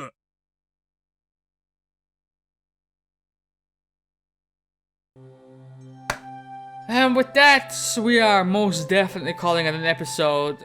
Hey man, I hope you guys enjoyed this episode. I felt bereft of fucking voice actors this episode. Y'all motherfuckers did me dirty, man. But hey, who else do you know can carry all these different types of games, huh? You give me a fucking 2-hour session with a visual novel and I'll fucking knock it out the park. You know what I mean? Dark Souls, level 1. You know what I mean? Hey man, I'll see you guys next episode. I'm out of here, man. I'm going to bed. Deuces.